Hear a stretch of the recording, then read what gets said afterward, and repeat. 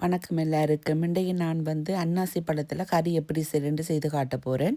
Video பிடிச்சிருந்தால் முழுமையாக பாருங்க. எண்ணெய் கொதித்து வந்த பிறகு கொஞ்சம் கடுகு, கொஞ்சம் சின்ன சீரகம், கொஞ்சம் பெருஞ்சீரகம், சின்ன துண்டு கருவாப்பட்டை, ஒரு 3-4 ஏலக்காய், அதோட வெங்காயம், பச்சை மிளகாய், கருவேப்பிலை, உள்ளியை இடித்து போடணும். 2 செத்தல் மிளகாயை சின்ன சின்ன வெட்டி போட்டிருக்கிறேன்.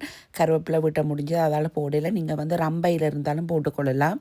எல்லாம் வதங்கி வந்த பிறகு கறிக்கு போடுற தூள் கொஞ்சம், சீரகத்தூள் கொஞ்சம், மிளகுத்தூள் கொஞ்சம், தனி மிளகாத்தூள் போட்டு நான் கலருக்காக சீனி ஒரு கரண்டி போட்டுட்டு தேவையான அளவு உப்பும் போட்டுட்டு எல்லாத்தையும் கலந்து விட்டிங்கன்னு சொன்னால் அந்த வெங்காயம் பொரிய விட்ட எண்ணெயிலே அந்த தூளெல்லாம் பொரிஞ்சு கொஞ்சம் கலராகவும் வாசமாகவும் இருக்கும். இந்த கட்டத்தில் வெட்டி வச்ச அன்னாசி பழத்தை இதோடு சேர்த்துட்டு நல்லா கலந்து விட்டுட்டு இதை நாங்கள் ஒரு 5லேருந்து 10 நிமிஷம் மூடி விட போகிறோம். அந்த கட்டத்தில் அந்த எண்ணெய் அந்த போட்ட தூளோட இந்த அன்னாசி பழத்தில் கொஞ்சம் தண்ணித்தன்மை இருக்கும் தானே, எல்லாம் கொஞ்சம் வதங்கி வர கணக்காக இருக்கும்.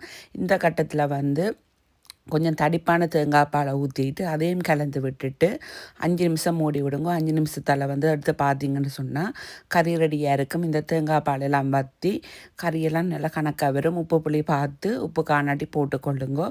இப்படித்தான் செய்து சாப்பிடணும். நீங்களும் பிடிச்சிருந்தா இதே மாதிரி செய்து சாப்பிட்டு எப்படி இருக்குன்னு சொல்லுங்க. Okay bye. எல்லோரும் இன்னொரு வீடியோவில் சந்திக்கலாம்.